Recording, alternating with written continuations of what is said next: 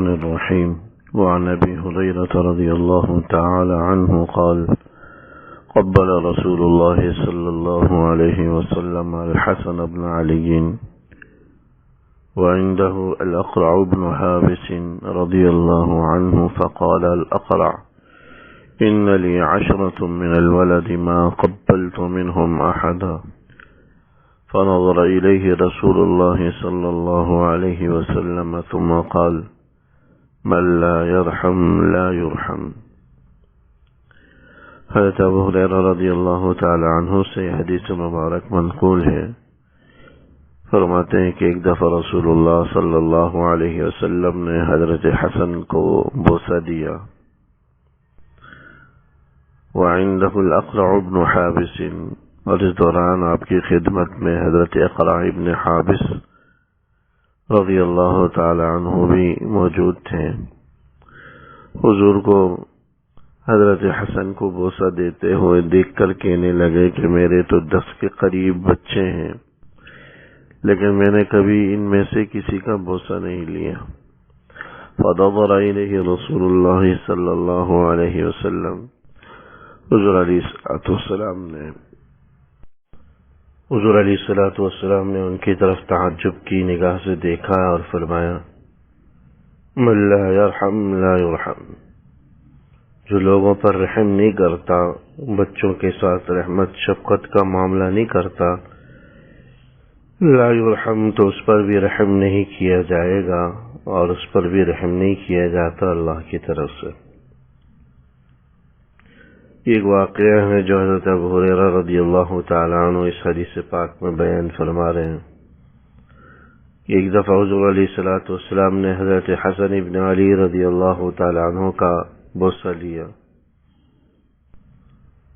حضرت حسن اور حضرت حسین رضی اللہ عنہما سے حضور علیہ السلام کا جو قلبی لگاؤ و تعلق تھا، اور حضور علیہ السلام جو ان سے پیار و محبت اور ان سے لگاؤ رکھتے تھے، وہ کسی پر بھی مخفی نہیں ہے۔ بعض روایات کے اندر اتنا آتا ہے کہ کبھی جمعے کا خطبہ حضور دے رہے ہوں، اس دوران یہ دونوں بچے آ جاتے تو حضور خطبہ روک کر ان کی طرف لپکتے اور انہیں باقاعدہ گود میں اٹھاتے، پیار کرتے، بوسہ لیتے۔ اتنا حضور علیہ السلام کا تعلق تھا،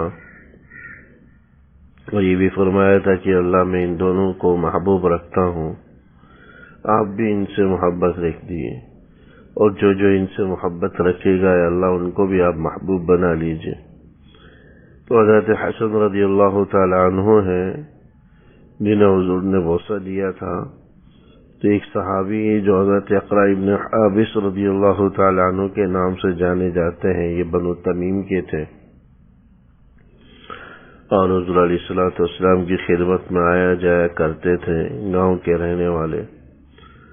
تو حضرت اقرع نے یہ دیکھتے ہوئے کہ حضور بچے کو آپ بوسہ لے رہے ہیں، فرمانے لگے کہ میرے تو 10 کے قریب بچے ہیں، جبکہ میں نے ان میں سے کسی کا بھی کبھی بوسہ نہیں لیا۔ فنظر الیہ رسول اللہ صلی اللہ علیہ وسلم، حضور علیہ السلام نے تعجب سے ان کو دیکھا اور فرمایا کہ جو رحم نہیں کرتا اس پر بھی رحم نہیں کیا جاتا۔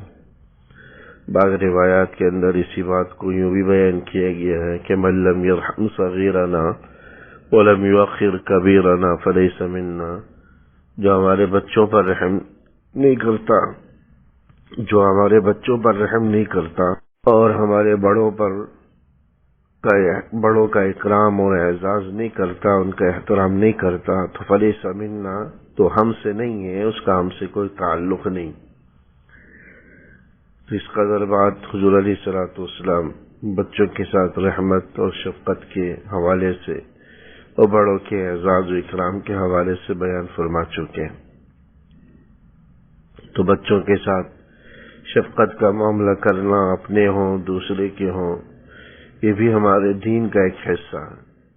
تو جو بچوں کے ساتھ رحمت شفقت کا معاملہ نہ کرے، بڑوں کا اعزاز و اکرام نہ کرے اور ان کے ساتھ اچھا رویہ نہ رکھے، تو فلیس منا، تو ہم میں سے نہیں۔ تو حضرت اقرع ابن حابس رضی اللہ تعالی عنہ کہنے لگے کہ میرے 10 کے قریب بچے ہیں اور میں نے کبھی ان میں سے کسی کو بوسہ نہیں دیا. یہ ایک فطری تقاضا ہوتا ہے، ہر والد چاہتا ہے کہ میں اپنے اولاد کو پیار کروں، بوسہ دوں. لیکن حضرت اقرع ابن حابس اپنی دل کی سختی بیان کرنے لگے کہ 10 کے قریب بچے ہیں، میں نے کبھی کسی کا بوسہ نہیں لیا. تو چونکہ گاؤں دیہات کے رہنے والے اور روایات سے پتہ چلتا ہے کہ جو گاؤں دیہات کے رہنے والے لوگ ہوتے ہیں وہ تنگ دل اور سخت دل ہوتے ہیں. وجہ اس کی ہوتی ہے کہ ان کا کام بھی محنت مشقت والا ہوتا ہے اور سختی والا ہوتا ہے. اسی محنت مشقت اور سختی والے کاموں کی وجہ سے ان کے دل کے اندر بھی سختی اور شدت آ جاتی ہے. تو اپنی قلبی سختی کو بیان کرتے ہوئے فرمایا کہ 10 کے قریب بچے ہیں لیکن کبھی میں نے کسی کا بوسہ نہیں لیا. تو اس پر حضور علیہ الصلوۃ والسلام نے یہ بات فرمائی کہ جو رحم نہیں کھاتا اس پر بھی رحم نہیں کھایا جاتا. تو بچوں کے ساتھ رحمت کا معاملہ کرنا، شفقت کا معاملہ کرنا، بڑوں کا احترام اعزاز کرنا، یہ ہمارے دین کا ایک حصہ بھی ہے، دینی تعلیمات. کوئی رسمی یا معاشرتی عمل نہیں ہے بلکہ ہمارے دین کا ایک حصہ. بلکہ علماء فرماتے ہیں کہ انسان، ہر آدمی کے دل میں اللہ جل شانہ نے اپنے عیال اور اولاد کے لیے ایک قلبی تعلق رکھا ہے، لگاؤ رکھا ہے، جو فطرتاً ہر والد کے دل میں ہوتا ہے. کبھی کبھار بچہ سامنے آتا ہے تو دل کرتا ہے کہ اسے میں گود میں اٹھاؤں، بوسہ لوں. علماء فرماتے ہیں کہ اس عمل کو اگر ہم صرف والد ہونے کی حیثیت سے کر لیں تو ایک فطری تقاضے پر عمل ہوگا جو شرعاً درست ہے. لیکن اگر اس میں ہم ذرا سی توجہ اور دھیان سے یہ نیت کر لیں کہ اللہ میں اس نیت سے اپنے بچوں کو پیار کرتا ہوں، گود اٹھاتا ہوں، کہ حضور علیہ الصلوۃ والسلام نے بچوں کے ساتھ رحمت کا حکم دیا. خود حضور علیہ الصلوۃ والسلام بچوں کو پیار کیا کرتے تھے، بوسہ دیا کرتے تھے. لہذا میں بھی اسی نیت سے بچوں کو گود میں اٹھاتا ہوں، پیار کرتا ہوں، حضور علیہ الصلوۃ والسلام کی اتباع کی نیت سے ان کو بوسہ دیتا ہوں. تو ایک ایسا عمل جو ایک والد فطری تقاضے کی بنیاد پر کر رہا تھا، وہ ذرا سی نیت اور دھیان اور توجہ سے، نیت بدلنے سے ایک اجر و ثواب والا عمل بن گیا. یہی نہیں بلکہ دنیا کے ہر معاملات جن کو ہم دنیا داری سمجھ کر کرتے ہیں، ذرا سے دھیان اور توجہ سے ہم اس کو دینداری کے صف میں اجر و ثواب والے اعمال میں داخل کر سکتے ہیں. سخت بھوک لگی ہے، کھانا بھی موجود ہے، دل چاہ رہا ہے کہ فوراً کھانا کھا لیں، تو کھانا اس وقت کھائیں گے اگر اس نیت سے کھائیں گے کہ پیٹ بھر جائے، بھوک مٹ جائے اور جو ہے لذت حاصل ہو جائے. تو بھوک تو مٹ جائے گی، لذت بھی حاصل ہو جائے گی، لیکن اجر و ثواب نہیں ملے گا. لیکن اگر یہ نیت کر لیں کہ اللہ میں اس نیت سے کھا رہا ہوں کہ جسم میں توانائی، طاقت آئے، چستی نشاط آئے، پھر میں آپ کی دین کے کاموں کو اور بہتر طریقے سے اچھے انداز سے کر سکوں گا، تو انشاءاللہ تعالی اس اچھی نیت کی وجہ سے یہ عمل بھی دین کے اندر داخل ہو جائے گا، اجر و ثواب والا عمل ہو جائے گا.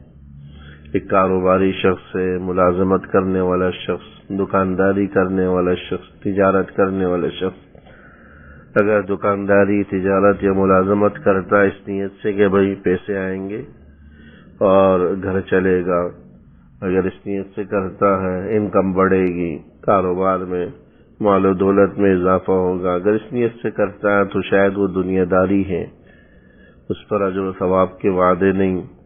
لیکن اگر آدمی کماتے ہوئے یہ نیت کر لے کہ اللہ اپنے حلال کمانے کا حکم دیا ہے اور گھر والوں کا نان و نفقہ بھی مجھ پر لازم کیا، اے اللہ میں آپ کی اس حکم پر عمل کرنے کی نیت سے کاروبار کر رہا ہوں، یہ تجارت، یہ ملازمت، یہ دکانداری کر رہا ہوں تاکہ خود بھی حلال کھاؤں، گھر والوں کو بھی حلال کھلاؤں جن کا نفقہ مجھ پر لازم ہے.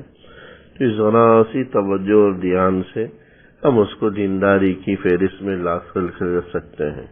یعنی اس نیت کی وجہ سے آمدنی بھی ہو جائے گی، دکانداری، تجارت، ملازمت بھی ہو جائے گی، اور ساتھ ساتھ اللہ کے حکم پر عمل کرنے کی نیت سے وہ اجر و ثواب میں بھی داخل ہو جائے گا، عبادت بن جائے گا. تو ذرا سی دھیان اور توجہ سے ہر عمل کو جس کو ہم دنیا داری سمجھ کر رہے ہوتے ہیں وہ دینداری میں داخل ہو سکتا ہے، اجر و ثواب والا عمل بن سکتا ہے. دکاندار صبح دکان کھولتے ہوئے بس یہ نیت کرتا ہے کہ میں نے دکانداری کرنی ہے، میں نے کمانا ہے. اگر نیت کو اچھے رکھے جائے تو یہ جو بظاہر دنیا داری نظر آنے والا کام بھی دینداری میں داخل ہو سکتا ہے، دین کی فہرست میں داخل ہو سکتا ہے.